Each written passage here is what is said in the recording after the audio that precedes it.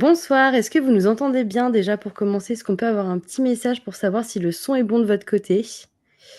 Et il y aura un petit décalage, entre vous et nous comme d'hab, pour ne pas changer. Est-ce qu'on nous voit bien? Est-ce qu'on nous entend bien? A priori, on nous voit bien. Ouais, c'est bon, j'ai fait le test. Alors ce soir, je suis accompagnée, de ma consoeur de la sororité Judith. Est-ce que tu veux te présenter Judith pour la millième fois? Oui, bah écoutez, je m'appelle Judith, je dirige une équipe de moi-même sur YouTube pour la chaîne Demoiselles d'horreur, ainsi que sur Twitch désormais. Et je suis aussi membre de la rédaction d'Écran Large. Voilà. Et ce soir, on a la chance, d'accueillir Karine, qui travaille chez Extra Lucide Film. Est-ce que Karine, tu peux te présenter, pour ceux et celles qui ne te connaissent pas? Oui, donc moi c'est Karine et je suis la cofondatrice de la société d'édition vidéo Extra Lucide Film que j'ai créée il y a bientôt 5 ans avec Patrice Véry. Voilà, on est 2 anciens de la société Backfilm BACH qui faisait aussi de l'édition vidéo et voilà, c'est nous. Qui avait édité Elvira d'ailleurs, avec un super documentaire sur Elvira. Tout à fait, réalisé par moi-même. J'attendais à ce que je me suis dit, je lui tends une perche.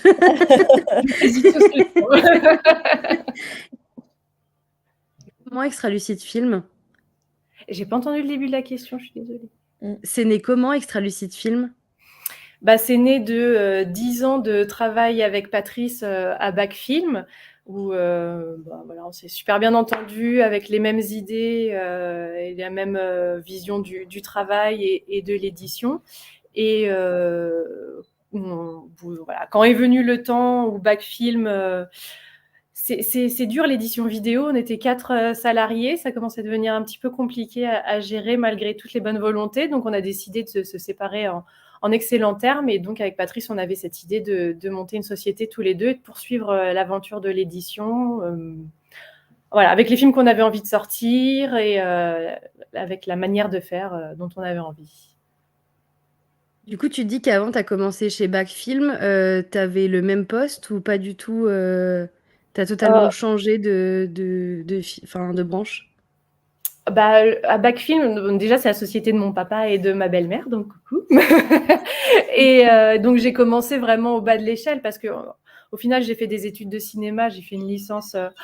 Mon téléphone, je suis désolée. Pas grave. T'inquiète, c'est comme on dit, les aléas du direct. Ah ouais, mais ça craint, c'est très amateur, ça. Tu peux répondre, hein, on peut profiter de la discussion si c'est un truc en rapport avec Extralucide. Ouais, c'était un C'est ça. 09, je crois que c'était un peu. Ah oui. L'avant-première, tu sais, une annonce en direct. Quoi? On l'a? Un contrat, c'est signé. C'est bon. Donc, non, j'ai commencé en sortant de ma licence cinéma en sachant que j'avais un poste, mais j'ai vraiment tout appris sur le tas. Patrice m'a beaucoup appris le métier, donc j'ai commencé avec, je me rappelle même plus, c'était il y a longtemps, il y a 15 ans, mais du référencement, de la relecture de sous-titres et de jaquettes. Et au fur et à mesure, j'ai pris de plus en plus en charge tout le process de fabrication, en fait. De la rédaction de la jaquette, les recherches iconographiques, le montage des bonus et la planification, le référencement auprès du distributeur. Et voilà. Après, je m'occupais vraiment plus de ça chez Backfilm, de la fabrication et de la communication. Et puis là, Extra Lucid Film a vu qu'on n'est que deux. Il y a vraiment beaucoup, beaucoup de choses à faire. Ouais, Et j'imagine. donc de la recherche de droits que je faisais pas forcément avant et des ventes parce que notre activité principale, c'est l'édition vidéo, mais aussi on fait beaucoup de ventes de films à la télévision et aux plateformes SVOD. Et donc ça, la vente télé, c'est quand même ce qui rapporte le plus de sous et c'est ça qui nous fait vivre en fait, plus que l'édition vidéo. Donc il y a beaucoup de visionnage de films, de recherche de droits, de négociation de droits et après de négociation avec les chaînes de télévision. Parce que du coup, quand vous achetez un film, vous l'achetez du coup pas essentiellement que pour une édition vidéo. Vous achetez aussi les droits pour pouvoir le vendre après sur une plateforme. Ouais, en fait, il y a 2 types de films. Il y a vraiment les films qu'on recherche spécifiquement pour la télévision. Donc, on travaille essentiellement avec Canal pour des produits, des films frais, comme ils disent, parce qu'ils on parle vraiment de produits et plus trop de cinéma. Ils cherchent des thrillers, des polars. Donc, on visionne beaucoup de ça. Et ça, on achète les droits, on achète tout droit en général, mais on n'exploite pas les droits vidéo parce que ça nous semble pas nécessaire de faire une sortie vidéo, sauf quelques exceptions. Et après, il y a des films qu'on recherche vraiment pour la vidéo, et là, on négocie les droits vidéo, digitaux si on peut, mais pas les droits télé. Ok, oui, ça dépend vraiment ce que vous voulez en faire. Mais dès le départ, vous savez en fait ce que vous allez faire du film, quoi. Oui. Voilà, Et après, tu disais tout à l'heure... Vas-y. non, mais après, en fonction du film, si on trouve des opportunités, on peut essayer de négocier les droits pour des projections, pour des festivals ou des. Voilà. Après, on peut renégocier au fur et à mesure s'il y a le potentiel et des opportunités qui s'ouvrent pour certains titres. Ah oui, c'est quand même possible d'adapter. Oui, parce que on n'est peut-être pas revenu dessus, mais les droits, c'est un peu compliqué, les droits des films. En fait, il y a pas quand un éditeur va acheter le film pour en faire l'édition, il n'y a pas que le droit en fait pour la sortie DVD ou Blu-ray. Il y a le droit de diffusion en salle, il y a le droit de diffusion à la télé, il y a le droit de diffusion sur Internet. Et en général, c'est des droits qui sont un peu splittés. C'est quand même rare que ça soit une formule complète.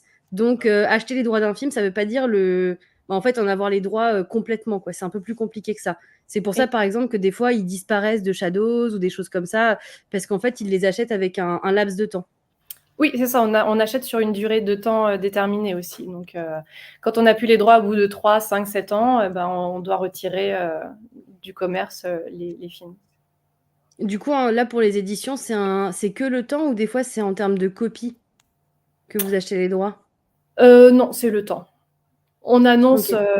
une quantité de fabrication qu'on, de toute façon, dépasse très rarement parce que c'est un petit marché de la vidéo en France, mais on achète les droits pour une durée. Et du coup, cette durée, est-ce qu'elle est fixe? Enfin, tu vois, est-ce qu'il y a un certain nombre de durées typiques que vous adaptez en fonction des films, ou est-ce que c'est complètement libre? Est-ce que c'est vraiment au cas par cas que vous négociez avec les ayants droit? Bon, en général, les durées, c'est comme je dis, 3, 5, 7 ans. 10 ans, ça peut arriver, mais c'est de plus en plus rare. Et en fait, ce qui joue, c'est l'argent. Mm.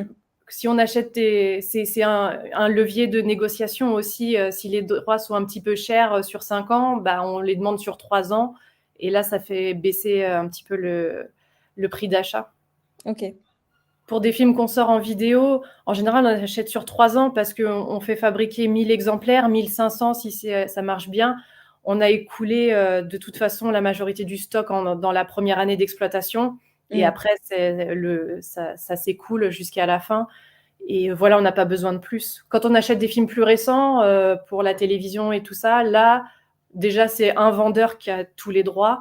Et là, on achète pour 5 ou 7 ans plus tôt. Parce que quand tu vends un film à la télévision, tu le vends pour 24 mois, donc en exclusivité, donc il est bloqué 2 ans. Et donc, si tu veux le revendre plus tard à une autre chaîne pour encore 18 mois, enfin voilà, là, pour le coup, il faut qu'on ait une période d'exploitation plus longue. D'accord. Et Et du coup, pardon, vas-y, Mylène. non, vas-y, Judith. Je change un peu de sujet, c'est pour ça, si jamais toi, tu étais dans la lignée Non, de... j'avais peut-être une dernière question. Alors, ouais, si on reste dans Vas-y. l'édition. Si tu devais un peu, parce que justement c'est un métier qu'on maîtrise très peu, nous finalement on a l'annonce et après on a le colis qu'on reçoit ou qu'on va chercher en boutique et on se rend pas forcément compte de tout ce qu'il y a derrière. Si tu devais un peu résumer le cheminement quand on est éditeur vidéo, éditrice vidéo, vraiment très simplement, mais expliquer un peu quel est le corps de votre métier en fait. Alors, on a combien d'heures? Allez, c'est parti pour 24 heures. Allez. Non, alors, si je dois schématiser, il y a plusieurs étapes. Il y a déjà la recherche de droits et la négociation et l'achat des droits de film une fois qu'on a trouvé l'interlocuteur. Ensuite, il y a toute la partie fabrication du Blu-ray. Donc, recevoir le matériel, l'envoyer à un labo qui va encoder tout ça tout bien. Nous, on fabrique beaucoup de bonus nous-mêmes. Donc, trouver l'intervenant, des membres de l'équipe du film s'ils sont toujours en vie, si ce n'est pas un film de patrimoine d'il y a longtemps. Tourner, monter les bonus, bien habillés. S'il y a des bonus déjà existants parce que c'est déjà sorti à l'étranger, on peut essayer d'acheter des bonus déjà existants, mais c'est très compliqué parce que souvent les prix d'achat sont assez chers. et créer le coffret, le graphisme. On fait beaucoup appel à des artistes qui nous refont des illustrations originales. On essaye de se démarquer aussi des visuels qui existent déjà. On met toujours l'affiche, par contre, originale à l'intérieur parce qu'on sait qu'on a des puristes collectionneurs qui aiment la retrouver d'une manière ou d'une autre. La création des sous-titres. On travaille avec une équipe de sous-titreurs. S'il y a une VF, il faut la recaler. Enfin, voilà. Après, ça part en fabrication. Donc, gérer les commandes à l'usine. Et après, il faut référencer le titre dans les points de vente. Alors, nous, on ne passe pas par un distributeur. On fait tout en direct. Donc, on a notre site de vente sur Internet. On travaille avec la Fnac, mais en direct, avec Amazon et des boutiques indépendantes, Metalona, Gibert, plus des librairies dans toute la France. Donc, ça, c'est un gros travail de référencement aussi auprès de tous ces gens-là.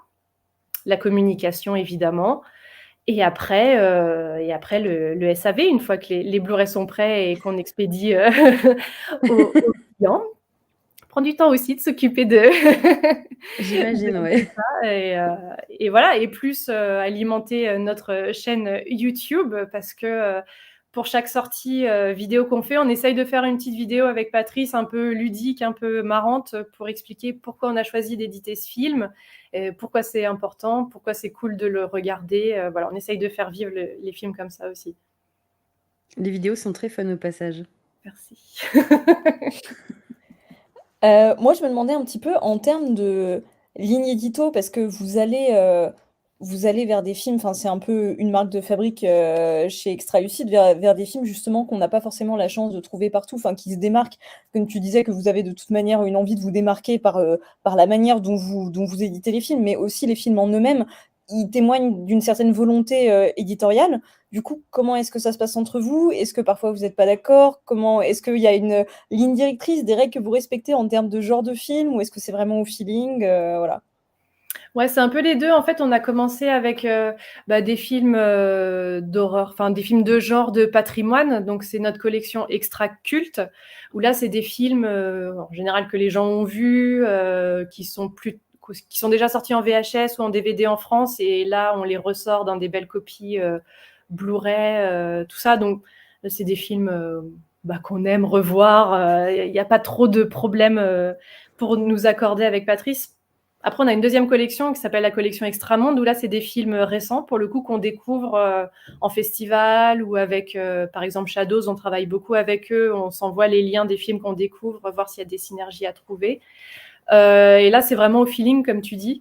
En fait, on s'est dit, quand on a lancé la société, on ne sort que des films qu'on aime. Et il faut qu'on soit d'accord tous les deux. Alors forcément, on a plus ou moins de coups de cœur. Des fois, il y en a un que j'aime beaucoup. Alors Patrice, il dit allez, vas-y, moi je l'aime moins, mais on le sort. Mais on sort jamais un film à contre-cœur. Chacun se laisse ses petits coups de cœur et puis ça marche très bien comme ça.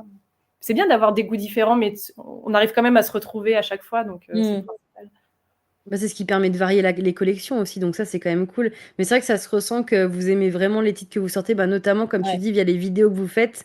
C'est toujours hyper fun. Moi je trouve que vous vous démarquez vachement là-dessus, quoi. Ouais, on essaye. Je crois qu'on est les seuls peut-être éditeurs à avoir vraiment notre chaîne YouTube et à l'alimenter comme ça et accompagner la sortie d'un film de cette manière. Et on est content. Et je crois que ça marche bien. On a plutôt de bons retours quand on croise les gens en festival et tout ça. Et ils sont plutôt contents. Ouais. Et est-ce que ça vous arrive souvent de faire des remasters d'audio ou en 4K par exemple? Parce que il me semble que vous avez déjà... Oui, vous avez fait des 4K genre Tix, il me semble que c'était un 4K. Et du coup, est-ce que vous les achetez déjà faits ou vous faites les remasters vous-même? Non, on achète les masters déjà existants pour Tix. On a fait Perdita Durango et Jour de la Bête d'Alex de la Iglesia aussi en 4K. Ça, c'est des 4K qui existaient déjà. Même quand on fait les Blu-ray, qu'on ressort les films de genre en Blu-ray, c'est des copies, des restaurations qui ont déjà été faites.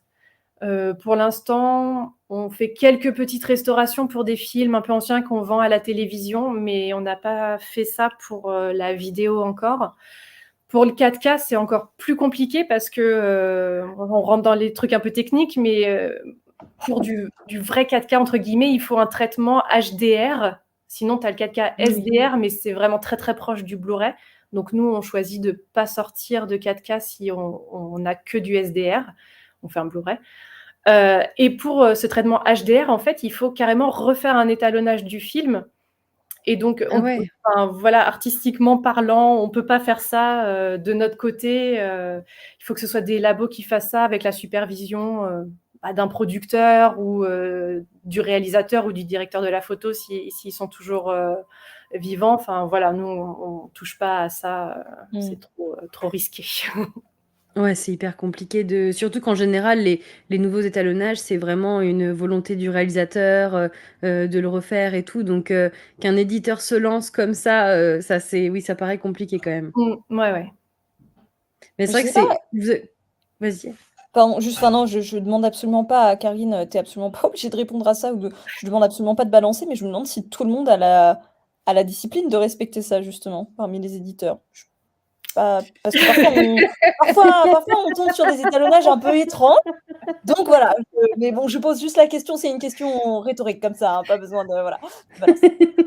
Il y a des éditeurs, des fois, qui annoncent, alors pas que français, hein, qui annoncent 4K, mais qui précisent pas SDR, HDR. Alors après, tu le vois dans les trucs techniques du disque quand tu l'analyses. Je sais même pas, je suis pas très bonne en technique, mais voilà, ils annoncent pas sur un sticker ou sur la jaquette quelle est la nature du 4K.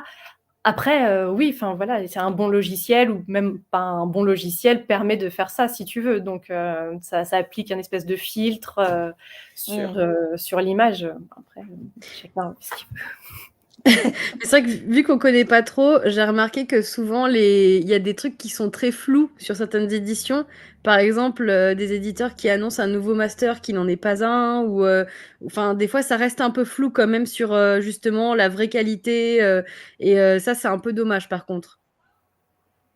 Ouais, c'est un sujet sensible, le matériel, et faut vraiment être très vigilant à qui sont tes interlocuteurs, auprès de qui tu te le procures.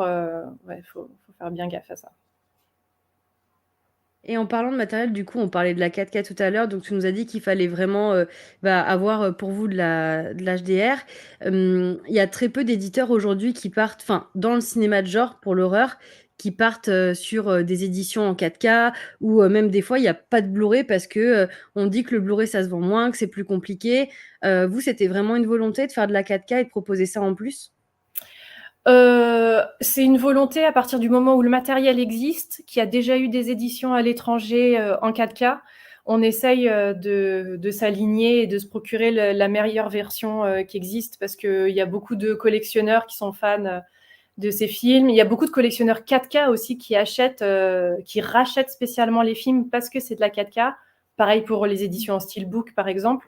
Et donc, mais surtout au niveau des copies, on se doit de proposer la meilleure copie existante dans le monde entier.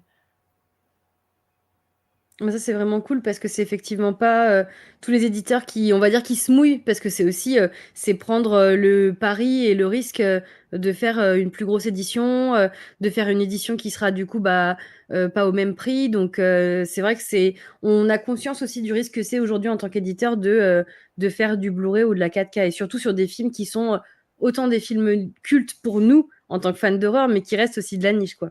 Oui, mais de toute façon, ça n'a plus beaucoup de sens quand même de sortir un film en DVD seul, parce que là, on est à un tel niveau de qualité avec les lecteurs et les télés, les projecteurs, que le DVD, la qualité est quand même pas très, très belle. Voilà, donc il faut faire au minimum le Blu-ray. Et ouais, ça coûte cher parce qu'il y a une licence à payer à Sony, en fait, qui ont pris le monopole de la marque Blu-ray. Donc, tous les ans, on paye un droit de fabriquer du Blu-ray à Sony.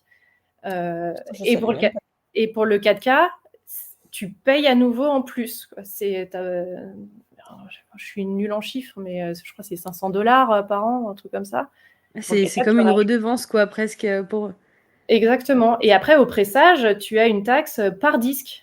Alors, c'est quelques centimes, mais quand on fait 1000 ou 1500, bah, voilà, ça... C'est des coûts supplémentaires qu'il faut prendre en compte aussi, mais enfin, voilà, on est obligé de faire du Blu-ray minimum, quoi. C'est vrai que c'est compliqué, notamment, certains éditeurs qui parfois sortent des films récents et qui les sortent en DVD justement. Ben, nous en tant que même si on n'est pas des fans, enfin moi je fais partie des gens chiants qui qui aiment la 4K et Blu-ray, mais pas forcément tout le monde et c'est vrai que je trouve ça dommage au moins de pas avoir soit un combo, soit, enfin sur un film récent qui en plus est sorti dans une qualité HD, pas l'avoir, quand tu vas l'acheter, ça a presque pas de sens en fait. Ouais, pour les films de la collection Extramonde, on les sort encore en combo Blu-ray DVD, comme tu dis. Pour la collection Extra Culte, on avait commencé en combo aussi, puis on a vite switché et fait que du Blu-ray parce qu'on s'est rendu compte que sur le cinéma de genre, les acheteurs, ils sont équipés Blu-ray et ils font rien du DVD, tout ça. Donc, on est passé très vite au tout Blu-ray. Et quand il y a un 4K, on fait combo 4K Blu-ray, évidemment. Pour les films plus contemporains, on reste quand même encore au DVD parce que là, pour le coup, la cible d'achat est pas forcément la même. Il y a des gens un peu plus âgés qui sont pas forcément équipés en lecteur Blu-ray qui continuent à acheter et qui se déplacent en magasin, à la Fnac, les boutiques indépendantes. Et là, ils sont contents de trouver le DVD.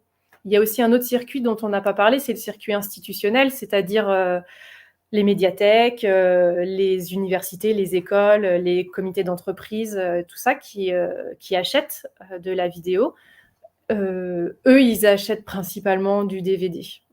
Parce que, Oui, encore une fois, les gens qui se déplacent en bibliothèque, ils louent, ils n'ont pas forcément de lecteur Blu-ray chez eux non plus. Et ça, c'est un petit problème quand même parce qu'on se rend compte que les Français ne sont pas très bien équipés. La transition DVD Blu-ray n'a pas été super bien expliquée non plus par le monde, la communication en général, des acteurs du secteur. Mmh. Et il y a même des bibliothèques qui mettent à disposition des lecteurs Blu-ray pour que les gens empruntent Ça, le c'est film vachement bien. plus le lecteur pour emmener chez eux, ouais. Ah ça, c'est vachement bien. Mais c'est vrai que tu as touché à un point, vraiment, important, c'est que je m'en suis rendu compte que quand j'avais travaillé à l'Institut Lumière, notamment, en fait, nos clients, personne ne savait la différence entre le DVD et le Blu-ray. Mmh. Et en fait, parfois, bah, j'avais des vendeurs qui leur conseillaient le Blu-ray alors qu'ils avaient pas de télé adaptée ou pas de lecteur et du coup, je pense que quand le Blu-ray est sorti, c'était trop cher, c'était pas très accessible. Personne n'a vraiment compris l'intérêt parce qu'on n'avait pas encore le matériel adéquat, une grande télé ou enfin voilà pour que ça vaille le coup et maintenant on se retrouve avec, vraiment 2 teams, les gens qui sont restés en fait, qui ne comprennent pas du tout, quelle est la plus-value parce que, bah, soit, ça les intéresse pas, soit ils ont pas du tout le matériel qui va avec et ceux qui sont à la recherche de la meilleure qualité, mais c'est vrai que voilà, le Blu-ray, ça reste encore plus de niche, quoi. Parce que ça demande d'avoir un matériel qui n'est pas donné, la télé, le lecteur, et c'est quand même compliqué de se mettre au Blu-ray d'un seul coup. Ouais. Enfin, oui, ça demande un investissement et même si les télés, ça commence à baisser un petit peu, mais enfin, c'est Oui, quand même quelques centaines d'euros, hein, donc c'est pas même rien. les lecteurs, c'est plus accessible que passer un temps. Maintenant pour Ouais. 70-60 €, il y a des lecteurs Blu-ray. Donc on y arrive doucement, mais c'est au moment où la 4K arrive, donc Mmh. C'est toujours comme ça de toute façon. C'est toujours comme ça. Après, le seul truc bien, c'est que dans l'horreur, nous, on est un petit peu en retard par rapport, notamment aux États-Unis. En fait, il y a plein de films qui sont déjà sortis en physique, en Blu-ray, que nous, on n'a jamais eu et du coup, c'est aussi une opportunité parce que ça nous permet des fois de rattraper le coche et de passer directement à la 4K ou enfin, sur des éditions qui étaient qu'en DVD avant, quoi. ouais. Il y a des, questions dans le chat, je sais pas si tu veux les prendre, Mylène? Ouais, Peut-être. alors, je mets la première.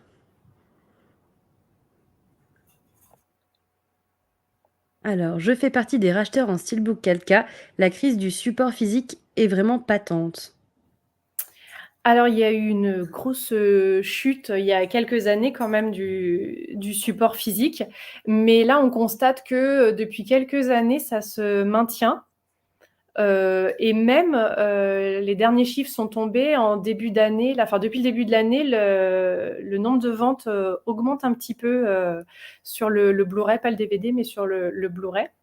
Donc, c'est une bonne nouvelle. Après, ça a drastiquement chuté parce qu'au début où je suis arrivée chez Backfilm, donc il y a 15 ans, des DVD je crois que c'était La Petite Princesse avec Shirley Temple, on les faisait presser à 10 000 exemplaires. Et Ah ouais. ça partait, ça partait, ça partait. Là, maintenant, nous, nos films, on les sort à 1000 exemplaires. Et si on est confiant dans le potentiel, 1500. Voilà. Ouais, c'est pas du tout la même quantité. C'est pas la même quantité. Nous, on est un petit éditeur indépendant. Il y a des plus gros éditeurs, même Carlotta ou Potemkin, qui font des plus gros scores en étant indépendants, mais c'est des gros indépendants. Et voilà. Mais pour nous, quand on en vend plus de 500 exemplaires, c'est une bonne vente. On rentre dans nos frais et tout ça. Donc, voilà, il y a eu une grosse chute, mais ce qui est cool, c'est que ça se maintient et que quand même, les éditions sont de plus en plus belles. Les éditeurs accordent beaucoup d'importance maintenant au packaging et à l'éditorialisation, les contenus. Et donc, on a vraiment un marché de collector maintenant qui s'est mis en place. Et je pense que c'est ce qui a sauvé aussi le support et qui le pérennise. C'est un peu, j'ai l'impression qu'il y a un peu un parallèle à faire entre ça, ce que tu peux, enfin l'éditorialisation dont tu parles et la plus-value qu'apportent justement des éditeurs qui apportent un certain soin à comment dire, ouais, à augmenter un peu l'intérêt, voilà, des éditions de leurs films. C'est un peu ce que font certaines salles et des salles indépendantes, mais pas que, hein, des salles de cinéma qui essayent justement de rajouter des intérêts en fait au fait de se déplacer en salle par rapport, pour contrer un peu la SVOD, tu vois, mais du coup de refaire du cinéma une expérience autre que simplement s'asseoir devant un écran et regarder un film, mais du coup de effectivement faire venir des gens, organiser des événements, enfin comme Mylène en fait beaucoup par exemple, et du coup on a une sorte de nouveau contenu premium, on va dire, qui se dessine un peu aussi bien dans les salles que chez les éditeurs DVD, pour créer une sorte de petit marché qui vient redorer un peu les lettres de ces industries, et je trouve ça hyper intéressant. Oui, oui, et puis la crise du Covid n'a pas été très cool non plus pour la salle. Oui. Et là, c'est difficile de ramener les gens à nouveau en salle. Ils ont pris l'habitude de regarder chez eux en SVOD ou en vidéo. C'est important d'offrir des expériences plus aux gens. Et c'est trop bien quoi, de voir que ça fonctionne, qu'il y a du monde qui assiste à ces événements et qui sont contents de toute l'actualité, les synergies qu'on peut trouver aussi entre les supports, parce que ça s'annule pas. Je trouve que c'est complémentaire. Non, c'est bien. Ouais, non, enfin, juste pour continuer un peu là-dessus, enfin, effectivement, je trouve que c'est, même si on peut regretter évidemment qu'il y ait moins de supports physiques qui se vendent qu'avant, qu'il y ait moins de personnes dans les salles et tout, enfin, encore, ça dépend. Mais malgré tout, je trouve ça cool que ça pousse les gens quand même à se dire, bon, du coup, on va proposer aussi autre chose et on va particulariser et spécifier un peu ces expériences-là. C'est un peu l'aspect positif, on va dire, qu'on peut trouver à ça, quoi. Oui, oui, mais je trouve qu'on dynamise vachement, enfin le secteur est vachement dynamique et la preuve, c'est qu'il y a des nouveaux éditeurs qui arrivent là depuis 1 an ou 2. Il y a toujours plein de petits éditeurs qui montent et qui font des belles choses, qui ont des beaux projets de qualité et c'est chouette, ça veut dire qu'il y a toujours un attrait pour le physique et un espoir aussi surtout. Donc. Oui, puis ce qui est bien en plus, c'est que, alors là, je parlerai beaucoup d'horreur parce que c'est ce que je maîtrise le plus et ce que j'achète le plus. Mais je trouve qu'on a la chance en France, maintenant, depuis quelques années, d'avoir vraiment une complémentarité entre les éditeurs. Je sais que moi, suivant ma panel d'amour pour l'horreur, en fait, je vais trouver plus ou moins telle ou telle chose chez tel éditeur. Et je trouve que ça, c'est quand même aussi une chance. Ouais, alors oui, oui, c'est vrai. Il y a... Ça, tu es pour... bugué. Il y a trop de phrases en même temps dans ma tête. Personne n'a rien vu, t'inquiète. Incognito. Non, après, ce qu'on constate, c'est que le cinéma de genre, c'est quand même ce qui se vend le plus en vidéo. Et c'est ce qui fait réagir le plus sur les réseaux sociaux. Enfin, voilà, c'est vraiment sur ces films-là où on a le plus d'attentes et de retours. Donc, c'est pour ça qu'il y a beaucoup d'éditeurs aussi qui sont sur le coup. Mais voilà, le marché est suffisamment grand pour tout le monde pour le moment. Et on trouve toujours des petites pépites qui réapparaissent de ça, de là. Et ça, c'est chouette. Et tu nous parles de petites pépites, c'est quoi les prochains projets, du coup, officiels dont tu peux parler pour Extra Lucide? Et ben, en cinéma de genre de patrimoine, c'est vrai que cette année, on n'en a pas beaucoup. Je crois que c'est la première année où on sort plus de films récents, contemporains, que de films on n'arrête pas de dire de patrimoine depuis tout à l'heure, mais je situe ça dans les années 70 et 90, quoi, à peu près, tout ça. Et pour la fin d'année, on a nos 2 grosses sorties, on est trop contents. On va sortir The Monster Squad de Fred Dekker. Oh! Donc ça c'est très très cool parce que j'adore le film. Et ouais, Fire trop in bien. the Sky, qui était le titre français, c'est Invasion extraterrestre, envahisseur extraterrestre. Oui. Voilà, Trop avec stylé. Robert Patrick, et adapté d'une histoire vraie d'abduction. Ah ouais? Et le film est top, mais vraiment génial. Ok, je savais pas. Monster Squad, punaise. Vous avez des dates ou pas du tout pour l'instant Bah, on essaye avant Noël parce que c'est cool d'avoir ça sous le sapin. C'est vrai.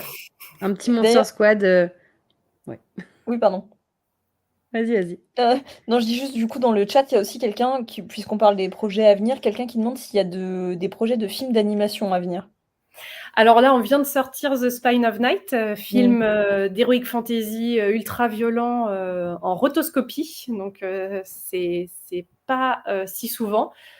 Film récent, voilà, génial. Les réalisateurs, on les a eu en Zoom pour les bonus. Ils ont mis 10 ans à faire le film. Enfin, c'est vraiment une histoire de dingue. Le film est magnifique. Pour l'instant, on n'en a pas d'autres de prévus. C'est pas facile de trouver des films d'animation pour adultes. Pour l'instant, on s'est orienté sur le film d'animation pour adultes avec Bubble Bass qu'on avait sorti précédemment. Voilà. J'avoue que pendant un moment, on était sur le Rob Zombie, Super Bisto. Ah oui, ouais. Il est cool, mais c'est une grosse major qui l'a et il demande des prix. C'est pas possible, quoi. Ouais. Donc voilà, l'animation pour le moment, on n'en a pas, mais on est toujours sur le qui-vive parce qu'on veut pas lâcher du tout cette collection aussi. On aime trop ça. On nous demande aussi, est-ce que vous allez ressortir d'autres films d'exploitation australiens? Alors, peut-être. On est en conversation pour des films d'exploitation australiens, mais pour l'instant, c'est tôt dans les conversations, donc je ne peux pas en dire plus. Et il y a une autre question qui demande si vous allez faire des films de Brian Trenchard Smith. Pardon pour ma prononciation, je suis désolée. Non, c'est très bien. Non, bah là, pour l'instant, on a sorti Dead End Drive-In avec lui. C'est vrai qu'il a d'autres films. On ne s'est pas penché dessus encore, mais pourquoi pas. Et enfin, la dernière que je poserai sur les prochaines sorties, mais là, c'est la mienne. Est-ce que vous allez refaire des slashers? Mais oui. Bien sûr. Mais pour l'instant, c'est pas lequel. Ou lesquels. Mais oui, on aime beaucoup les slashers et il n'y a pas de problème. On est toujours. On a notre petite liste. Tu y as contribué en plus. J'attends. Voilà, on jette des bouteilles à la mer et puis de toute façon, il faut être sur plein de projets et les premiers qui aboutissent, on prend. Voilà, c'est. Oui, parce que la recherche de droit, c'est avant tout être quand même relativement patient parce que parfois, vous arrivez peut-être pas à trouver les ayants droit ou alors vous vous retrouvez face à des mails qui n'ont jamais de réponse pour que d'un seul coup, en fait, les droits popent sur Internet et tout le monde essaie de les racheter en même temps. J'imagine que c'est un peu ça. Oui, bah, c'est ça. En fait, il y a des catalogues qui sont très bien identifiés, connus de tout le monde. Et donc là, c'est pas compliqué. Il suffit de piocher dans la liste des dispos et voilà, là, c'est facile. Après, il y a d'autres films, effectivement. La recherche de droit prend du temps parce que les producteurs d'époque n'existent plus, parce que les droits sont revenus au réalisateur et donc pour le contacter, ou alors il faut passer par son avocat et là, c'est compliqué. Ou alors, c'est un catalogue qu'il a racheté et t'en sais rien. Donc, il faut... voilà, des fois, ça peut prendre vraiment plusieurs années avant de trouver un film et de négocier et de réussir à le sortir ensuite. Oui, surtout quand des personnes comme moi te mettent des trucs improbables dans les listes, effectivement. Mais ça, Patrice, il adore. C'est son truc. Mener les enquêtes, il aime ça va alors. les challenges. Tout à l'heure, tu disais que vous faisiez pas mal de bonus du coup dans les éditions que vous sortiez. C'est quoi le bonus que tu as le plus aimé réaliser? Bah, avec Dario, hein. quand on a on a rencontré Dario Argento, on va quand même pas dire que c'était nul. C'est, ouais, c'est un honneur de le rencontrer. En plus, il est vraiment trop chou. La première fois qu'on l'a rencontré, c'était chez lui dans son appartement et quand on est rentré dans le salon, on a vu qu'il avait préparé le petit fauteuil pour l'angle de la caméra. Il dit: «Vous vous Mmh. installez où vous voulez», mais c'était tellement évident qu'il voulait qu'on se mette comme ça. Il avait mis une photo de lui avec Asia dans le fond, tu vois? Et tout. Enfin, c'était vraiment un moment, super magique. Puis Bien. dans ces cas-là, tu mets en route la caméra, puis tu écoutes ce qu'il dit. Ouais. Prends, c'est que du bonheur, hein. C'est là que tu réalises un petit peu, quelle est la chance, enfin qu'il y a quand même aussi une part un peu magique dans le métier que tu fais. Ah bah, totalement, on rencontre quand même nos idoles, donc c'est pas tout le temps. Voilà, on a aussi rencontré Oliver Stone, Richard Linklater là dernièrement, parce qu'on va sortir Bernie. C'est juste trop bien, quoi. C'est un honneur, on prend. C'est des leçons de cinéma, privées, voilà. Et tout à l'heure, tu parlais d'étalonnage. Est-ce que ça t'intéresserait si jamais, bah, justement, il y avait un réal qui voulait, refaire une ressortie, disons que vous avez des moyens illimités, tu Mmh. serais intéressé par, justement cet aspect, en fait, de l'édition, de refaire un étalonnage comme, par exemple, ce qui avait été fait sur Suspiria, quand ils Mmh. avaient refait les couleurs, qu'il y a vraiment un énorme travail de colorimétrie plus que vraiment juste, refaire une étalo, à l'arrache, quoi. Non, bah, ça, de toute façon, oui. Enfin, si j'avais un budget illimité, évidemment que j'aimerais travailler là-dessus en collaboration, étroite avec le réal ou le directeur de la photo même, voilà, faut savoir se faire accompagner par un excellent labo et allons-y. Mais là, on a un projet, alors c'est pareil, il traîne depuis des années et des années. Même quand on était à Backfilm, on était déjà en discussion pour ces films-là. Je dirais pas ce que c'est, mais on a peut-être la possibilité de travailler avec l'Allemagne et de faire une restauration et après une édition conjointe entre la France et l'Allemagne. Voilà, c'est quelque chose qui nous intéresse aussi, la restauration, et de prendre part à des plus gros projets comme ça. Et du coup, quand tu fais une restauration, est-ce que les droits qui t'appartiennent changent quand c'est toi qui as remasterisé? Et ben la copie restaurée m'appartient, ouais. C'est ça, Donc oui. Du coup, t'as pas de limite de temps, par exemple. C'est vraiment ta non, copie. ouais. Donc si un autre éditeur dans un autre pays du monde veut éditer le film, il achète les droits à l'ayant droit, et s'il veut ma restauration, il doit m'acheter ma copie. Du coup, à ce compte-là, en fait, si c'est ta copie, la différence, c'est qu'au début du film, il y aurait le logo de Extra Lucide, par exemple. Oui, voilà, par exemple, ouais. Comme pour Aussi, Jokers quand ils font des remasters, des choses comme ça. tout à fait. Et du coup, tout à l'heure, tu nous parlais. Je viens de bugger. C'est à mon tour, chacune notre tour, on va bugger. Non, mais j'ai vu une question, quelqu'un parlait de Paper House et je me suis dit: «C'est très improbable que ça vienne dans la discussion», vu qu'on en parlait tout à l'heure en off et du coup, mon cerveau a complètement buggé.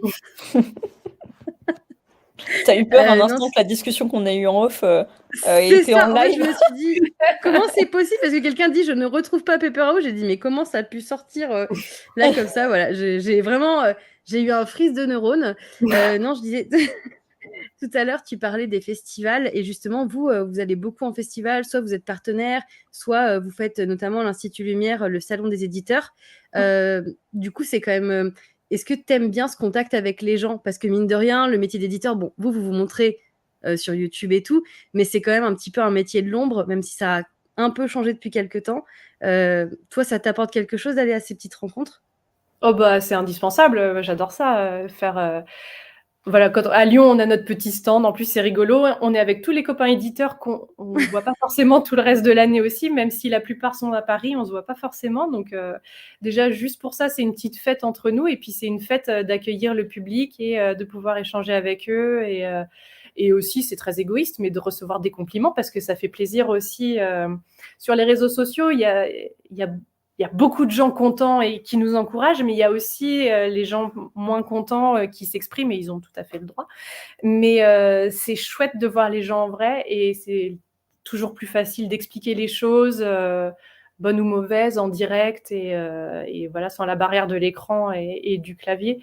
Donc non, non, on adore aller en festival, montrer notre travail. et toujours être à la recherche de nouveaux produits. On va aussi à Berlin et à Cannes. Là, on fait vraiment le marché du film où tu as des vendeurs du monde entier qui se réunissent. Et là c'est primordial aussi parce que pour le coup, c'est pas le public qu'on rencontre, mais c'est les professionnels, des gens avec qui on échange par mail peut-être, mais c'est toujours bien de mettre un nom sur un visage sur un nom. Enfin bon, bref. Et de voir les gens. Et là, on a accès à tous les films produits dans l'année ou l'année d'avant, et aussi au catalogue parce qu'ils sont présents aussi. Donc, c'est très important aussi de faire le côté professionnel aussi des déplacements. Ça vous est déjà arrivé de choisir un film pour une édition que vous avez sélectionné au marché du film? Oui. Oui. Alors, il y a des films qu'on a vus au marché du film et qui ont été achetés par Shadows avant, parce que nous, on les avait vus, on les avait proposés à la télévision, mais la télévision, les chaînes n'en ont pas voulu, et donc on ne pouvait pas acheter juste les droits vidéo vu que c'est des films récents. Nous, tout seuls, on n'a pas les moyens d'acheter tout droit pour juste exploiter la vidéo. Et donc, quand on a appris que Shadows les avait achetés, et on a été ravis de leur acheter sous-licencier les droits vidéo. Et je parle plus particulièrement du film My Heart Can't Beat Unless You Tell It To, de Jonathan Quartas, un film de vampire absolument magnifique. J'ai eu un coup de cœur absolu. J'étais trop triste de ne pas pouvoir l'acheter. Et donc, voilà, mon petit cœur a été réparé plus tard. Là, ça tombait bien. Ouais. Ah, on nous pose une question. On nous demande si vous seriez au Bloody Weekend. Non, on ne sera pas au Bloody Weekend, désolée. On n'a pas été encore au Bloody parce que les années précédentes, ça tombe en même temps que Cannes. Et là, c'est la première année où il ne le fait pas en même temps que Cannes, mais on n'y va quand même pas. Un jour. Déjà, voilà, on peut vous retrouver en tant que public à Lyon, au marché des éditeurs chaque année. Et c'est vrai que si vous êtes fan de l'édition vidéo, c'est super cool parce qu'on peut trouver déjà des éditions en promo, du coup, sur place. Des fois, des éditions qui sont... Moi, ça m'est arrivé d'avoir des éditions en rupture où il restait plus que 2 exemplaires et du coup, l'éditeur l'avait ramené. Enfin, et c'est vraiment aussi l'occasion, voilà, de remercier les éditeurs qu'on aime beaucoup. Donc, c'est vrai que c'est un bon moment d'échange, quoi. Oui, je voudrais lancer un appel à tous ceux qui nous écoutent. C'est très important. Je suis très sérieuse. À Lyon, quand c'est le salon des éditeurs le dimanche, qui est ouvert au public, la librairie du Festival Lumière est ouverte en même temps. Et les gens, beaucoup, c'est pas très bien fléché, disons, si on ne sait pas. Et il y a beaucoup de gens qui vont à la librairie et qui après découvrent que nous sommes présents dans la petite tente à côté, et ils se disent mince, je viens d'acheter le truc et en plus vous le vendez moins cher sur le stand et tout ça. Et on demande tous les ans à l'organisation de Lyon de fermer la librairie, où on comprend bien que c'est pas possible pour eux parce que voilà, ils vendent aussi des bouquins. Enfin, il n'y a pas que des Blu-ray et des DVD dans cette boutique. Mais faut venir nous voir parce qu'on a plus de choix. On fait des petits prix salon sympas et puis voilà. Et cette année aussi, on était à Rennes, là, en avril dernier. Il y a le cinéma Arvor qui a organisé avec l'association 97 mm un petit salon. C'était la 2e année. On était avec Rimini, il y avait Intersection et Frénésie. Et c'était très cool aussi. Et le public rennais s'est déplacé. C'était très chouette. Donc là, c'était pareil, le concept de salon d'éditeur, quoi. Ouais, alors il y avait aussi une librairie qui vendait des bouquins. Il y avait l'équipe de... je ne vais pas retrouver leur nom. Rafik Djoumi. Capture Mag. Capture Mag, exactement, merci. Voilà. Et en fait, ça se passe dans le cinéma Arvor de Rennes. Et il y avait des projections en même temps. Donc les gens allaient voir un film. Après, hop, ils venaient nous voir après la séance ou avant. Donc c'était sympa aussi comme événement. Et là, avec l'association L'Appel des 85, qui a réuni donc 85 éditeurs, on s'est formé au moment du Covid pour faire front, notamment face au CNC qui discutait de baisser les subventions qui nous sont allouées et tout ça. Voilà, on s'est organisé. J'ai la chance de présider l'association depuis l'année dernière et on essaye aussi de monter un salon à Paris. C'est compliqué parce qu'on est tous très occupés par nos sociétés respectives, mais c'est vraiment un souhait qu'on a aussi d'organiser à nouveau, parce qu'il y en a déjà eu par le passé, un salon à Paris. C'est vrai que c'est important et même pour vous, ça vous permet de voir aussi les éditions qui marchent bien auprès du public, d'avoir des retours qui sont pas forcément, des retours qu'on a sur internet ou quoi. Donc l'humain, c'est aussi un passage et encore une fois, passé un temps, on voyait pas du tout, qui étaient les éditeurs ou leur ligne édito et maintenant il y a aussi une image de marque en fait. Les personnes derrière, le logo, la ligne édito, c'est un tout. Donc le fait de se montrer aussi, c'est hyper important maintenant.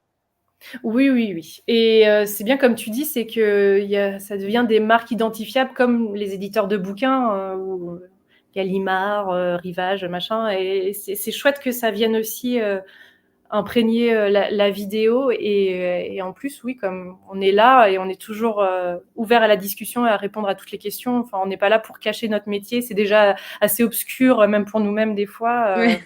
Ouais, vraiment, on est là pour discuter.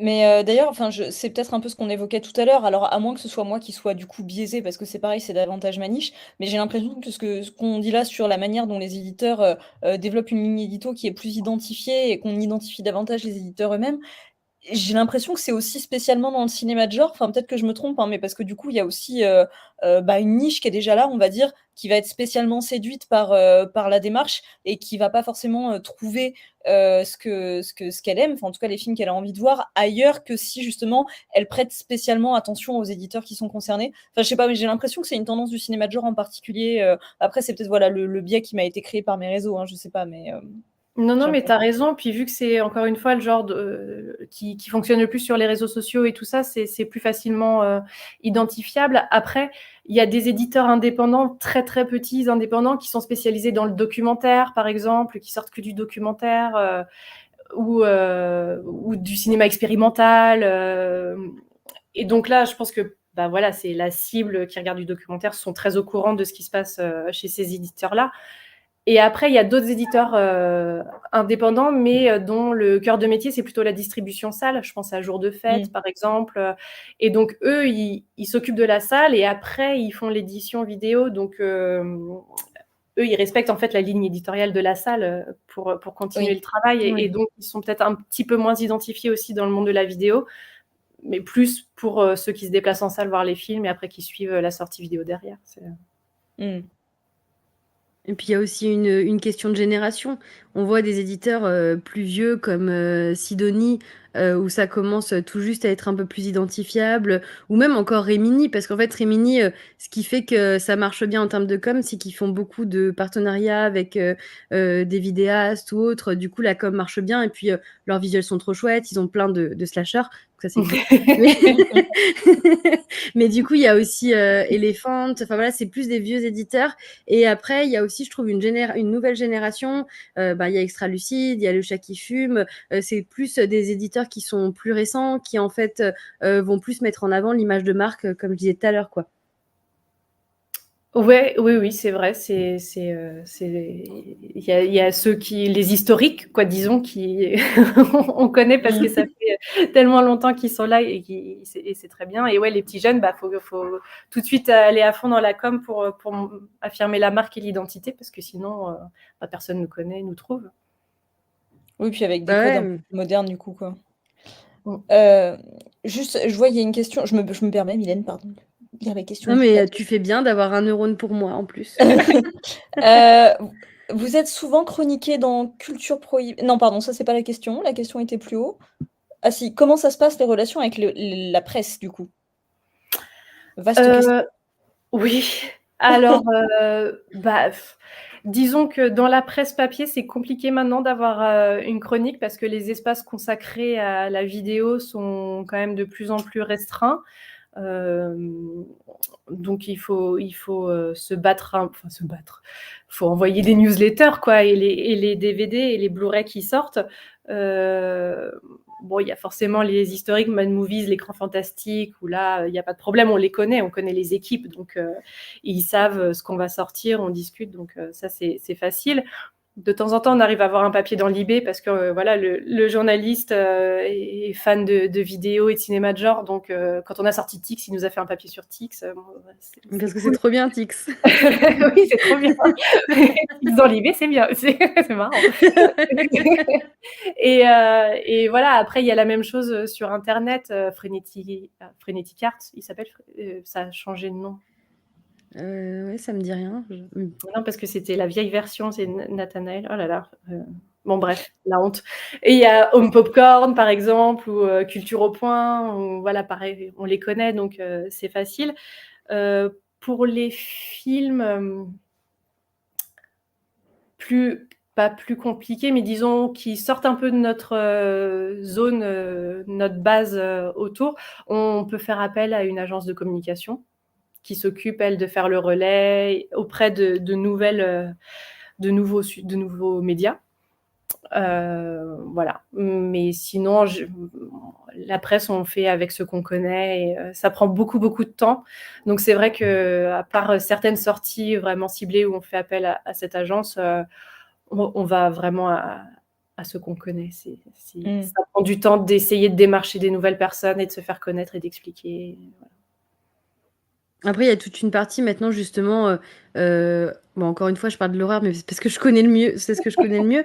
Mais il y a toute une partie fan, en fait, qui fait que la com se fait aussi par les gens qui vont prendre en photo leurs coffrets, qui vont les faire circuler sur les réseaux, qui vont parler des bonus et tout, les mettre en scène. Ça, c'est aussi une nouvelle façon de faire de la publicité, quoi. Oui, oui. Les réseaux sociaux ont cet avantage quand même de faire connaître à un vaste public notre travail. Si vous avez quelques questions, c'est le moment. Profitez-en. On peut laisser quelques minutes pour les questions de fin et après on va libérer Karine. On va pas la kidnapper. Ah, on a une petite question du coin du bis. Est-ce que les droits sont plus faciles à négocier aujourd'hui avec la baisse d'achat du support physique ou l'inverse? Par exemple, je vois de plus en plus de films japonais alors que les droits sont compliqués. Alors, c'est effectivement l'inverse parce que, comme on disait, on se réjouissait de l'arrivée de tous ces nouveaux éditeurs et aussi du fait que même les éditeurs historiques se mettent beaucoup sur le cinéma de genre, et ben ça fait monter les enchères malheureusement et des fois c'est un peu compliqué parce que entre éditeurs, les copains, on essaye de discuter, on dit t'es sur ce film, ok j'y vais pas, voilà on va pas. L'important c'est que le film existe. C'est pas forcément le cas avec peut-être des plus gros éditeurs qui ont plus de sous et donc nous on arrive avec une offre qui est raisonnable parce que c'est à ce prix-là qu'on achète, un prix moyen qu'on achète les droits vidéo d'un film. Et ils arrivent, ils offrent le double ou le triple et donc bon, déjà, on peut pas se battre et en plus, ça habitue mal, entre guillemets, les vendeurs qui se disent bah oui, mais moi, mon dernier deal, je l'ai fait à tel prix et voilà. Donc, c'est une chance d'avoir plus d'éditeurs et plus de films proposés, mais ça fait monter un petit peu les enchères. Donc, faut rester vigilant dessus. Et pour les films japonais, je pense qu'on parle de Robotofilm par exemple, qui sort des super films. Je sais pas comment il a fait parce que il a beaucoup d'argent parce que effectivement les films japonais sont très très chers. C'est compliqué de travailler avec eux. Ils mettent beaucoup de temps à répondre. La culture japonaise fait aussi qu'ils disent jamais non, mais donc ils disent jamais rien. Donc voilà, nous pour nos films japonais qu'on vient de sortir, qu'on va sortir, Gappa et Freeze Me, on travaille avec la Nikatsu. Ils sont super sympas, les vendeurs internationaux sont trop sympas et très ouverts à la conversation et très au fait aussi de l'économie du marché occidental et français en particulier. Donc il n'y a pas eu trop de soucis pour négocier les droits, ils ont été très à l'écoute. C'est pas le cas de toutes les sociétés japonaises, même les grosses, la Toho, la Toei, tout ça. Donc Donc voilà, c'est bravo à Roboto parce que je pense qu'ils ont payé cher leurs droits. Tant mieux que les films Oui, soient c'est vrai là. qu'en général, même pas qu'en termes d'édition, les droits pour aussi sortir en salle sont très très chers. C'est toujours un peu compliqué, quoi. Oui, oui, tout est cher avec le Japon. Et puis il faut rajouter, tu veux le jeu de photos, tu rajoutes des sous, tu veux la bande-annonce, tu rajoutes des sous, enfin, voilà, c'est compliqué. Mais on y arrive, hein. Et heureusement, comme ça, nous, on peut se faire plaisir. Ouais. On nous demande, alors, tu as déjà un peu répondu tout à l'heure, comment vous choisissez les films qui seront dans votre catalogue? Est-ce que c'est des découvertes en salon, des souvenirs personnels, des films coup de cœur? Oui, voilà, c'est un peu tout ça. Pour les films de genre patrimoine, on se tient beaucoup au courant des restaurations et des sorties qui ont lieu à l'étranger. Parce que voilà, dès qu'un film qui a existé juste en VHS ou en DVD chez nous, dès qu'il ressort en Blu-ray, ça veut dire qu'il y a une nouvelle belle copie à exploiter. Et donc là, on fonce. Donc c'est de la veille sur des films qu'on connaît déjà, qu'on aime et voilà, qui sont dans un coin de notre tête. Et après, oui, c'est des films découverts en festival, des films coup de cœur, ou même des films découverts en salle. Par exemple, un de nos premiers projets, c'était Vierge de Keren Ben Raphaël. Moi, je l'avais vu en salle, c'était sorti par Pyramide. Et quand on a monté Extra Lucide Film, j'ai vu que Pyramide ne le faisait pas en vidéo, et donc on les a contactés et on a réussi à leur acheter les droits vidéo. Donc voilà, c'est un peu de tout, mais surtout voir des films. Oui, être curieux en fait. Ouais. Être curieux et être surtout encore une fois très patient parce qu'il y a des films. C'est quoi le plus long que vous avez mis pour avoir un film que tu voulais vraiment? Freeze Me, par exemple, on avait commencé à en parler à Backfilm, donc plus de 5 ans. Ah ouais. Voilà. Et Après, à là, l'époque, il n'avait pas de restauration, je crois pas. non, c'est ça. En fait, ils attendaient d'avoir un autre deal dans un autre pays pour pouvoir lancer une restauration. Donc, quand il y a eu le deal avec Arrow en Angleterre, là, ils ont pu nous céder les droits. Mais là, par exemple, il y a d'autres films où on sait que le matériel existe et on est en discussion depuis qu'on a monté Extra Lucide Film, donc octobre 2019. Et là peut-être qu'on va aboutir à un deal pour l'année prochaine. Mais donc, ça fait 5 ans de discussion. Ah ouais. Bah, croisons les doigts. Ouais. Oui, parce qu'ils sont vraiment bien les films, hein, je voudrais pas dire. Mais Franchement, ça serait dommage. le teasing horrible. Ouais. Vous savez pas, mais c'est bien. On nous demande, est-ce que c'est vous qui allez éditer Les Trois Fantastiques? Non. Mais Je ça, sais même pas que c'est. c'est le film qui est sorti en salle il y a pas longtemps, là, c'est ça, avec les enfants et Raphaël Quenard, je crois. Enfin, Ça me dit rien du tout, hein. Mais ça je l'ai sortira peut-être pas vu certainement. passer. Ça sortira certainement en vidéo par le distributeur salle. Oui. On va prendre encore quelques questions. Moi, On a j'en ai encore un une. petit temps. Vas-y, Judith. Non, mais comme on en parlait un peu en off tout à l'heure, et donc comme il y a peut-être des gens qui sont présents ici, Mathieu déjà, lui forcément il est au courant, mais qui ont peut-être vu sur les réseaux qu'on a communiqué ces derniers temps autour du coup du festival organisé par As l'Épouvantail Cinéma Interdit, dont Extra Lucide était partenaire, et grâce à qui, si je ne m'abuse, la présence du coup du réalisateur Nishimura a été possible. Je me demandais si tu pouvais expliquer un peu du coup pour tout le monde comment ça se passe ce genre de partenariat et quelle a été exactement votre participation du coup au festival. Alors ça, en fait, donc c'est pas nous qui avons participé à faire venir Nishimura et son actrice. On n'a pas participé aux frais de voyage et de logement. En revanche, on a cédé les droits du film de projection, et c'est nous qui avons fourni le matériel pour la projection. Voilà, on a fait gagner des Blu-ray avec un magnifique concours de cris, de hurlements. C'est vrai. Voilà, et après, donc Onimanji était projeté le samedi soir, et en fait, l'après-midi, on avait organisé une séance de dédicace à Metaluna à Paris, et donc là, c'est nous qui nous sommes occupés de Yoshihiro et Natsumi la journée, qui les avons accompagnés pendant la dédicace et après au festival. Voilà, c'est comme ça qu'on a participé. Et vous en faites souvent, ce genre de partenariat avec des festivals? Alors là, c'était la première fois où on avait vraiment l'objet fini, prêt pour le festival, donc c'était Mmh. cool. Mais sinon, oui, l'année dernière, il y a Freeze Me qui a été projeté à l'Étrange Festival en septembre dernier. Voilà, on travaille, aussi pour, The Spine of Night, justement, le film d'animation. Alors là, c'est à l'envers, c'est le festival Grindhouse Paradise de Toulouse qui a projeté, le film. Nous, on avait prévu de l'acheter déjà, mais on a demandé à l'équipe de programmation s'ils voulaient bien faire un petit bonus pour nous. Et en plus, Johan Borg, qui est un des 3 programmateurs, et aussi illustrateur. C'est lui qui fait les belles affiches tous les ans des festivals et le programme.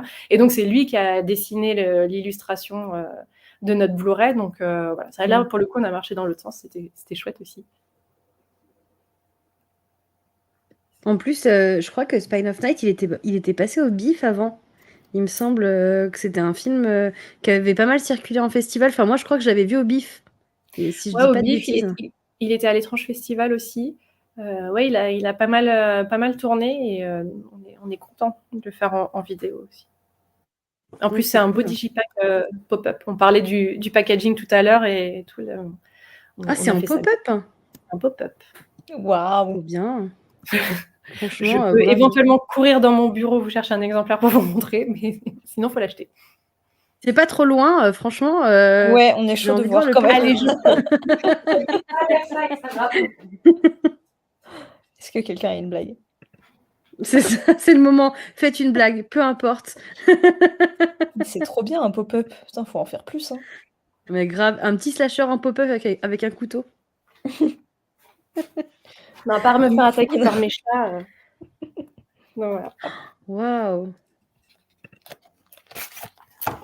Et donc là, quand on l'ouvre, il y a...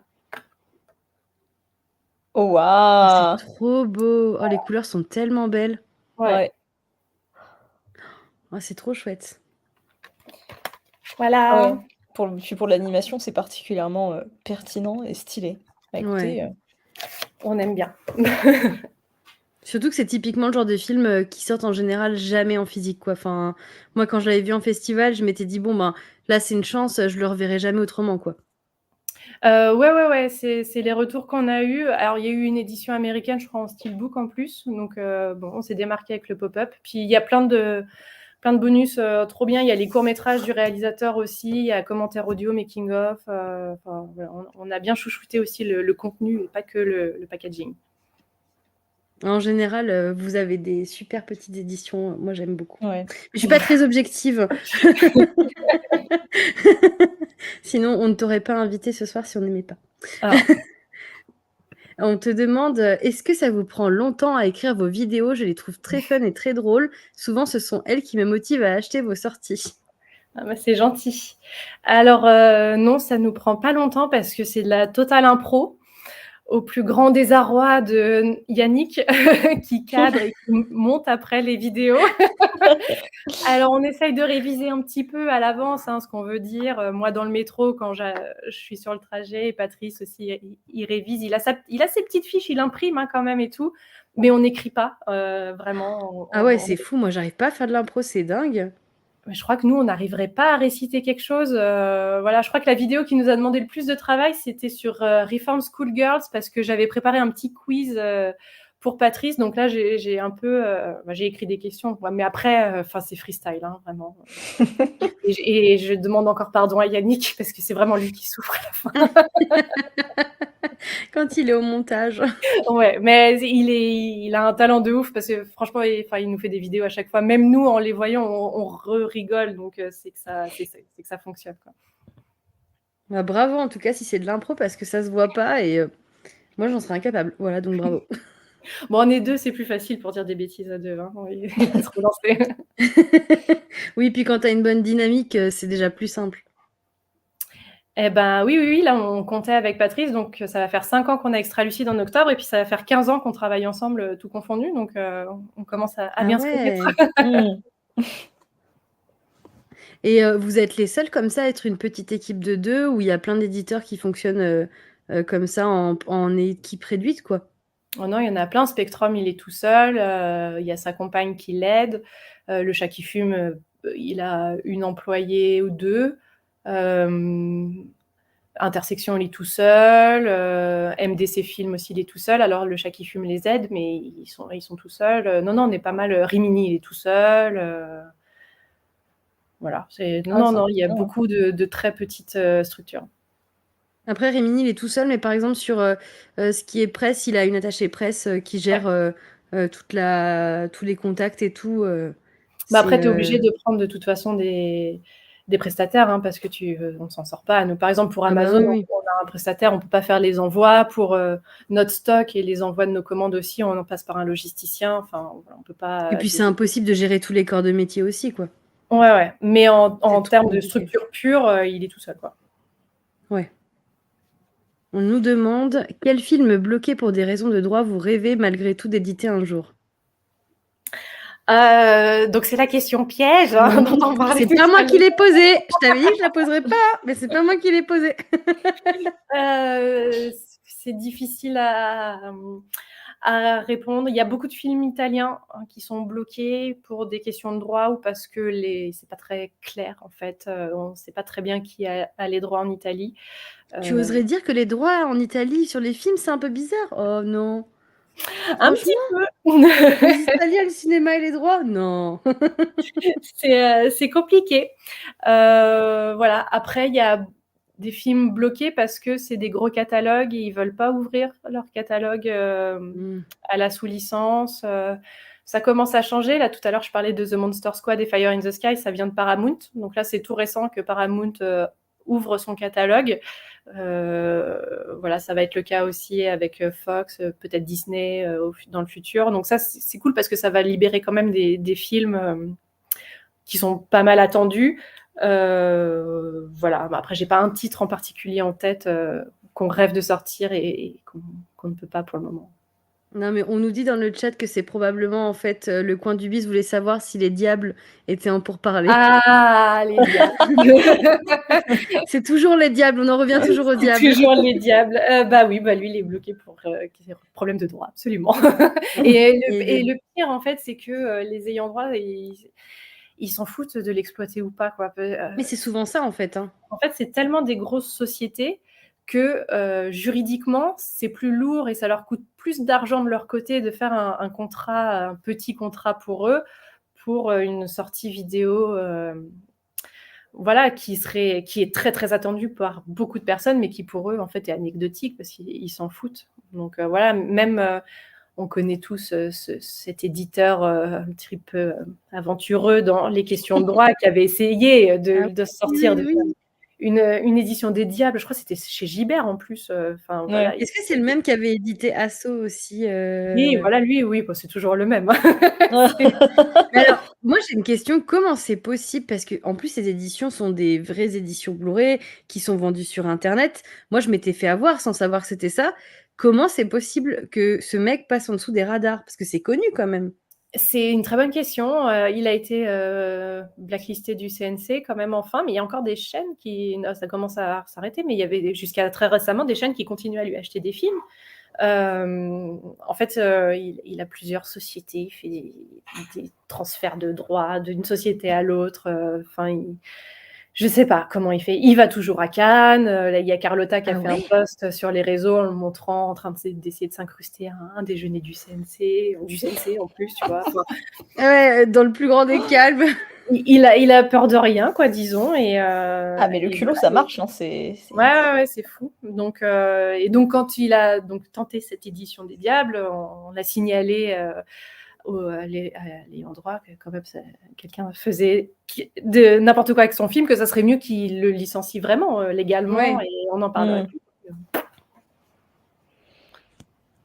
C'est vrai qu'il y a des fonds de catalogue qui sont pas du tout exploités et qui sont bloqués et du coup c'est comme ça que notamment en France il y a des titres qui sont complètement qui sortiront peut-être jamais, où il y a aussi des films qui sont super durs à programmer en salle.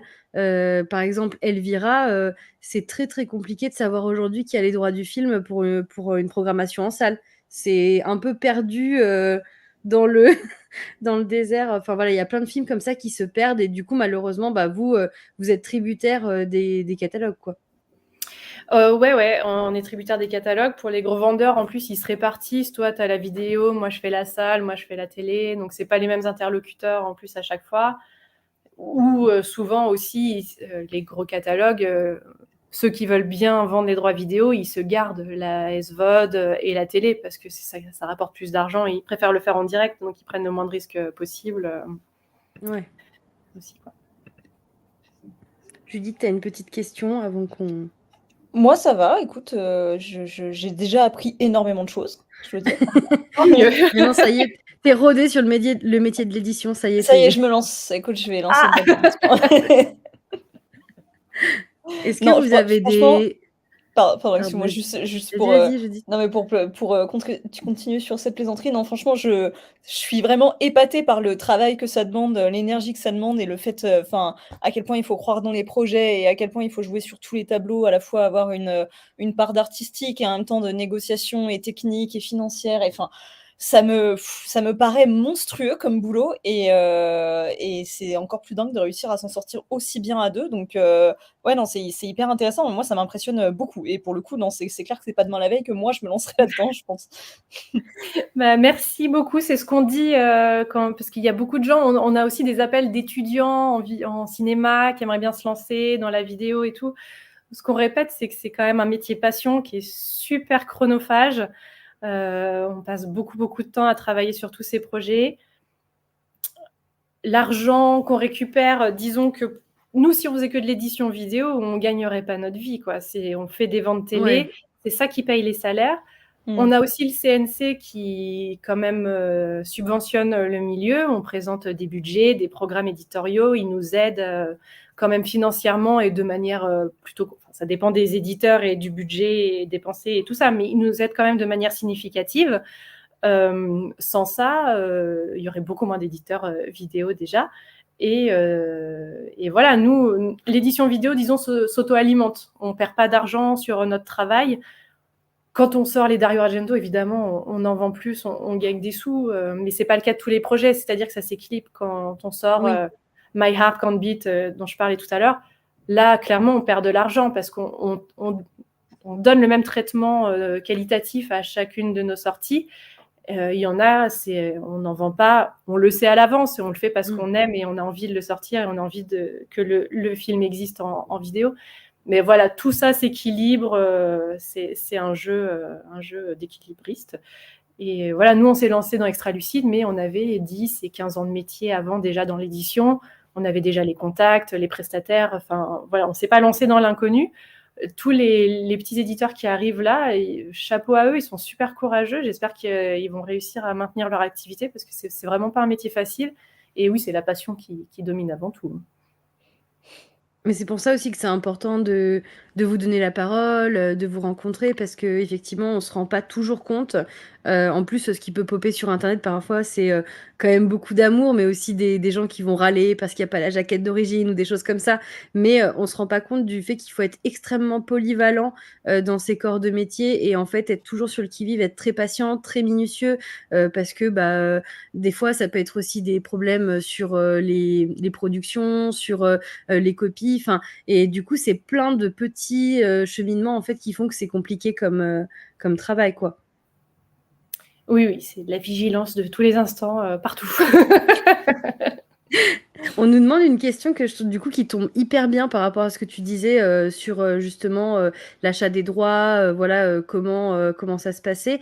On nous demande en fait comment s'est développé le choix du financement participatif mis en place sur certains titres. Ouais. Alors, quand on fait alors, les premiers financements participatifs qu'on a fait, c'était clairement pour notre première sortie, Tous les dieux du ciel. Et après, je crois qu'on en a fait sur nos premiers titres extra-cultes, Star Crash, Death Warmed Up, Sorority Row, Césure et tout ça. Et après, je crois qu'on a fait sur les extra-mondes après. Là, vraiment, c'était nos premiers projets. Donc, on avait besoin d'avancer les frais de fabrication. Parce qu'il faut savoir que quand on sort un film, on achète les droits. Ensuite, on paye les sous-titres, on paye la créa graphique, on paye les bonus, on paye la fabrication en avance.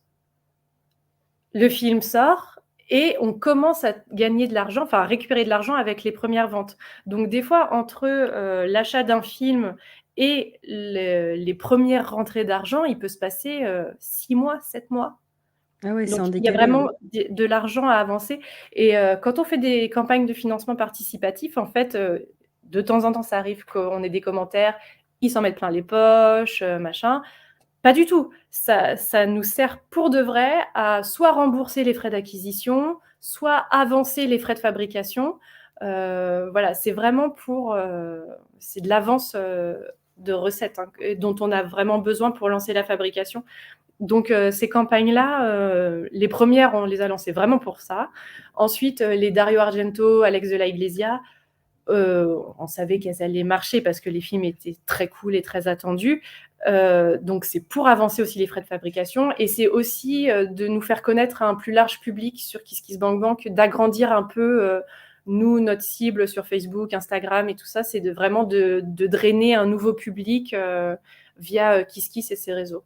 Donc c'est vraiment pour élargir la cible et se faire connaître à un plus large public que si on faisait les préventes uniquement sur notre site internet. Oui, ça permet de toucher d'autres gens. C'est vrai que j'avais pas du tout pensé à ça. J'étais vraiment Oui, sur... oui. ouais. Parce que quand ta campagne elle fonctionne bien sur KissKiss, ils te mettent en avant dans leur newsletter, dans leur page d'accueil et tout ça. Donc vraiment, c'est important pour nous. Et on se rend compte qu'à chaque campagne, les gens reviennent. Et il y en a des nouveaux aussi. Donc c'est démontré. Ah ben oui, c'est un bon tip, ce que je connaissais pas du tout. On nous demande aussi, et là, ça sera la dernière question, sauf si tu en as une, Judith, après, combien de tirages vous faites par titre? Alors, 1000 exemplaires minimum pour la plupart de nos films. Après, donc, comme je disais, les Dario Argento, Alex de la Iglesia, on avait fait 1500 exemplaires. Non, les Alex de la Iglesia, on avait fait 1000 exemplaires, et en fait, ça avait marché tellement qu'on avait repressé 500 exemplaires tout de suite dans la foulée. Là, pour les Dario, on ne s'est pas fait avoir, on a fait 1500 exemplaires des coffrets collector, donc ceux en boîtier rigide avec les livrets. Et là, par exemple, pour le syndrome de Stendhal et le sang des innocents, on est en rupture de stock. Et on a fait represser des Blu-ray simples. Donc, c'est le même contenu que les coffrets collector, sauf qu'il n'y a pas l'étui rigide et il n'y a pas le livret. Et ça, on en a refait presser. On a eu une petite galère de cellophane, donc ils ne sont pas encore sur le marché, mais ils arrivent. Ils arrivent fin juin, début juillet. Ouais. Blu-ray qui seront d'ailleurs à gagner au Stabaton, parce que Extra Lucide Film fait partie de nos partenaires. Ça fait depuis la 2e année. Ils nous font confiance. Merci à vous. Et du coup, on a plein de DVD, enfin de Blu-ray à vous faire gagner. L'année dernière, on a eu des super retours justement parce que tout le monde avait. Le but, c'était que tout le monde ait un lot, un cadeau à la fin. Et du coup, pas mal de gens ont découvert des slashers, donc Vœux sanglants et Sorority House. Non, c'est Sorority on je sais plus, j'ai plus le Sun titre. Sorority Hero. Oui, oh là là, j'ai regardé le remake hier et ça m'a mixé le cerveau. Parce que c'est Sorority Row, le remake, donc ça m'a fait planter. Et du coup, il y a pas mal de gens qui ont découvert les films comme ça et qui vous ont découvert. Donc, encore merci à vous. C'est vraiment chouette de pouvoir proposer des superbes éditions comme ça, quoi. Et Avec donc grand là, plaisir. on a les Argento cette année. Et on a Wessera, sur lequel Judith a fait un bonus. Oui, je m'excuse encore pour le tournage de ce bonus. J'étais tellement stressée. Alors, heureusement, du coup, le montage est top, donc ça ne se voit pas trop. J'étais tellement stressée, et comme j'étais pas habituée à tourner sans prompteur, j'avoue, maintenant j'ai pris cette mauvaise habitude. J'étais en mode, oui, pas de souci, j'ai l'habitude, lancer la caméra. Et au moment de tourner, j'étais en mode, alors, un film réalisé par... Attendez, je regarde mes notes. C'était l'enfer. J'ai eu tellement de mal à aligner 2-3 phrases, et du coup, j'étais vraiment désolée que ce soit si laborieux, mais j'étais quand même malgré tout vraiment honorée de figurer dans un bonus de ce film que j'adore. Voilà. Le film est génial et on était trop contents de t'avoir. Et C'est encore une gentil. fois, Yannick le magicien, tu vois. Oui, voilà. Merci à lui. Merci Magicien à du lui. montage, merci à lui. Est-ce que tu as une actu dont tu voudrais nous parler, Karine, par rapport à Extra Lucide, ou même un projet sur lequel tu travailles? C'est le moment. Ah, c'est gentil. Donc là, en parlant de KissKissBankBank, il n'y a pas longtemps, pour 3 titres japonais, donc Onimanji qui était au festival de Az, là le Blu-ray est arrivé. Il y avait Gappa, film de monstre, avant Godzilla, film de monstre des années 60, qui est trop bien, trop mignon, qui est parti en fabrication aujourd'hui. Et Freeze Me de Takashi Ishii On est encore en train de travailler dessus, donc tous ces 2 titres seront dispo fin juin, début juillet. Donc on est super contents. Tout va bien? Je suis pas en train de mourir, tout va bien. Voilà, et en septembre, on fait la pause de l'été parce que les gens seront occupés. On va sortir le film de Fabrice Blin, La chose derrière la porte. Un film fantastique, horreur de l'année dernière, voilà, avec Séverine Ferrer dans le rôle titre. Et on est vraiment content de travailler avec lui. Pareil, super édition, on a plein de bonus. On a travaillé avec Fabrice et toute l'équipe du film pour chouchouter tout ça. Ça va être très, très cool. Et puis pour le coup, si je dis pas de bêtises, mais j'ai plus ma voix, pardon. Pour le coup, si je dis pas de bêtises, c'est la seule façon de voir le film parce que c'est un film qui est passé essentiellement au festival, non? Exactement, il a fait pas mal de festivals, mais il n'est pas sorti en salle, il n'y a pas eu de diff télé. Là, il va y avoir les vidéos et très certainement, on espère après qu'il sera disponible sur des plateformes de SVOD. Mais pour l'instant, ouais, ça sera la vidéo. Bon, bah, on croise les doigts en tout cas. Merci à toi de nous avoir donné ton temps et d'avoir permis de mieux appréhender ton travail. Et merci du coup pour vos superbes éditions que vous nous proposez avec Extra Lucide. Bah, merci, c'était très cool ce petit moment. Bonne soirée à vous tous. Merci. Bonne soirée. Salut.